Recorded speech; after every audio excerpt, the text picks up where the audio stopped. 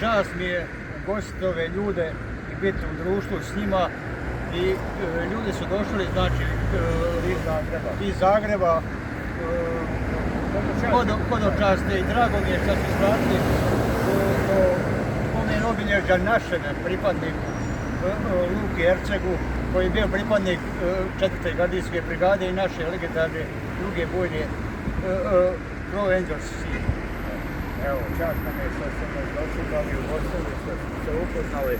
Idemo po Gospi našoj Međugorskoj, nosimo osnovne obnove duhovnog puta i tako strukturno i šaljemo poruku hrvatskom narodu da se ne smije zaboraviti žrtva Domovinskog rata, da se vratimo Gospodinu i dragom Bogu našemu Isusu Kristu, da se proslavi ime Očeva na nebesima.